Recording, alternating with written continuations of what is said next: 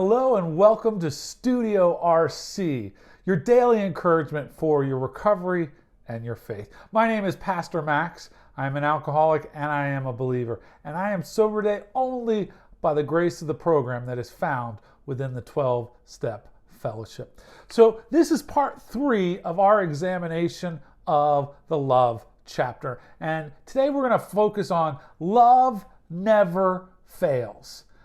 Very similarly, it says in how it works, rarely have we seen a person fail who has thoroughly followed our path. And in some ways, the program encompasses and embodies love.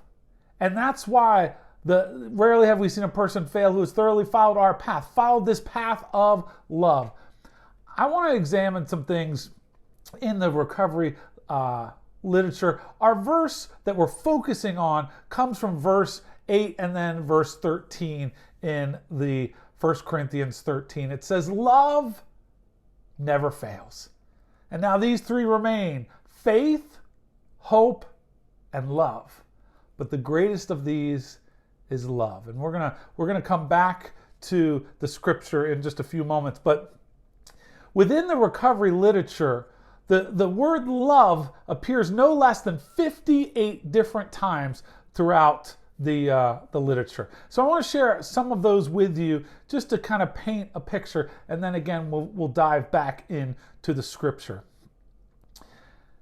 It says in the chapter of how it works, take away my difficulties, that victory over them may bear witness to those I would help, of thy power, thy love, and thy way of life.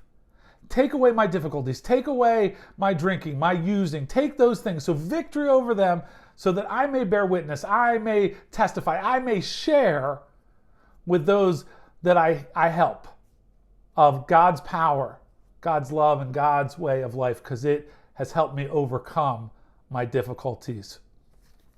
It says in the 7th step, in the 12 and 12, it says, we never thought of making honesty, tolerance, and true love of others and God the daily basis of our lives and of our living. Well, of course we didn't, because we were selfish. We were thinking about, how am I going to get high? How am I going to get drunk? We were thinking about ourselves, and it never occurred to us until we started going through this program that making honesty, tolerance, and love of others and of God, that was the daily basis of living. That's what we tried to do and tried to accomplish, and it changed everything. It tells us in the big book, Into Action, it kind of echoes this sentiment. Love and tolerance of others, that's our code. That's how we live. That's how we try to make this thing work. And so I think that that's a great expression. Step 11 tells us in the 12 and 12, the moment we catch even a glimpse of God's will, the moment we begin to see truth, justice, and love as the real and internal things in life, we're no longer deeply disturbed by all the seeming evidence to the contrary that surrounds us in purely human affairs. So the moment we start to see God's will, God in action, God doing God's thing, the moment we begin to see both truth and justice as well as love, those things are eternal things. We're no longer deeply disturbed by all the seeming evidence to the contrary that surrounds us. In other words, all the craziness in our world that seems to be around us, when we start to see justice and truth and love, we realize that those are the eternal things, and those are the things that we can count on and rely on. So we do, and we lean on the things of God. It tells us in A Vision for You from the big book, you will learn the full meaning of love thy neighbor as thyself. We're going to learn how to do that through serving, through loving one another. It changes everything, and our perspective will change as well.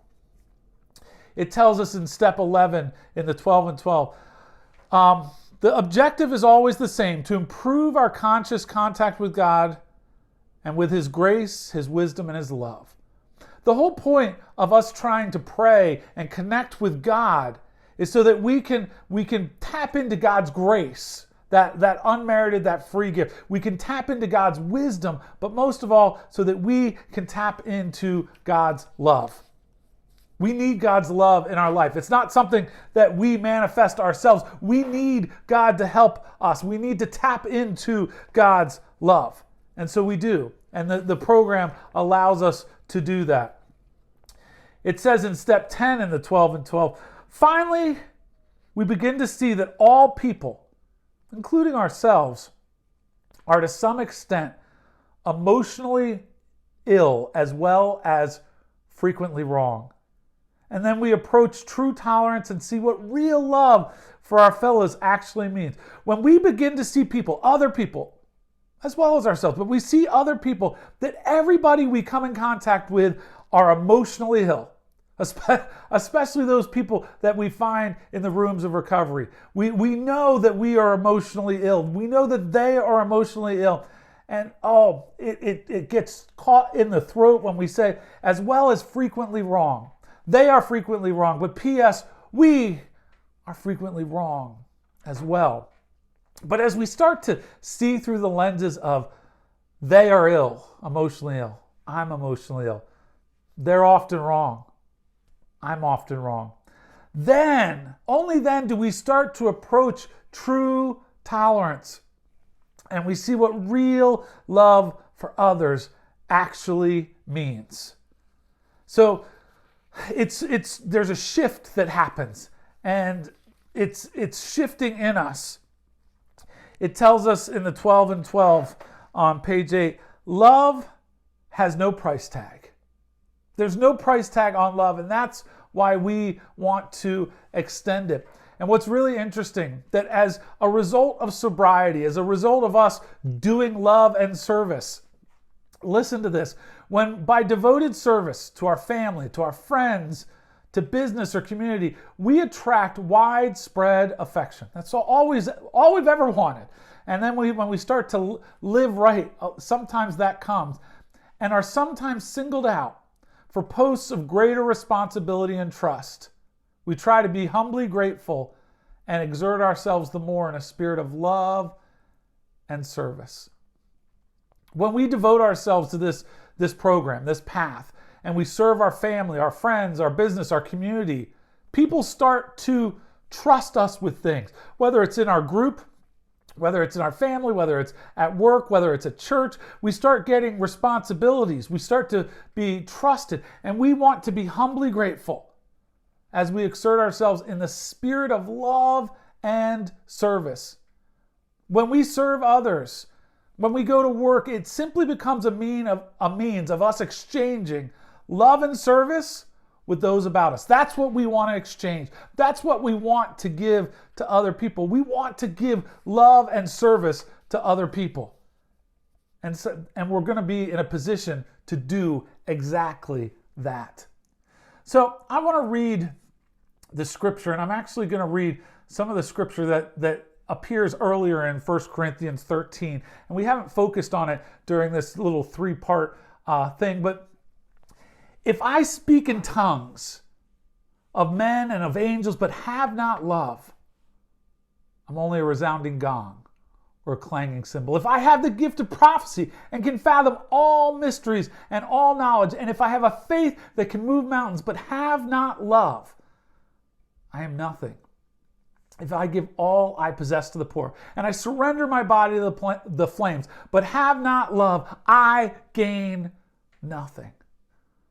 Love is patient. Love is kind. It does not envy. It does not boast. It's not proud. It's not rude. It's not self-seeking. It's not easily angered. It keeps no record of wrongs. Love does not delight in evil, but rejoices with the truth. It always protects. It always trusts. It always hopes. It always perseveres. Love, as described and laid out by God, never fails. And now these three remain: faith, hope, and love. But the greatest of these is love. When we think about our human relationships, we've seen where love has failed. We've seen whether it's in our own lives, whether our parents have gotten divorced, we've seen when love fails. However, when described, when demonstrated by God, it doesn't fail. Faith remains. Hope remains and love remains. Faith remains. Our belief in the goodness and greatness of God. That's where our faith comes in. Faith acts as our guidance system through life. Hope remains. In Greek, it is defined as to wait expectantly, not wishing or simply wishful thinking. We wait expectantly. Our hope rests in God-given promises. In the book of Romans, it says that we rejoice in hope, as we all, as well as our suffering. We rejoice in hard times. Why? Because in our suffering, we are able to experience God and the challenges. Our suffering, the hard times, they matter to God. And so we know that there will be challenges. But with God, challenges are able to produce hope because He's able to redeem those instead of bitterness. The Bible tells us that suffering, it produces perseverance. That tough skin, that stick-to-itiveness. If there's ever a group of people that persevere, it's addicts and alcoholics. Perseverance produces character, a life that honors God, a tender heart toward the things of God. And character produces hope. A hope that is waiting expectantly. These are the qualities we want to have in our recovery. We want to have perseverance. We want to have character. We want to have hope. We want to be a people of hope. And finally, love remains. Love means choosing to listen to one another. Love means choosing to forgive one another often and easily. Love means choosing to outserve others. Love means choosing to continue to pursue one another in service and through love. The beautiful thing about the Apostle Paul, as he describes love in this chapter, he never talks about feelings, but instead about service and treatment to one another, which is why love, as shown by God, never fails.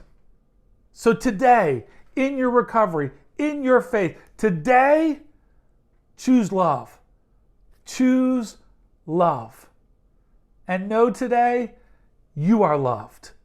You are loved by a God who has an unconditional love for each and every one of us. And then let us extend that love to others as well. May God bless you and keep you until then. This has been Studio RC, Recovery Church, 12 steps, one goal, all of it fueled by love.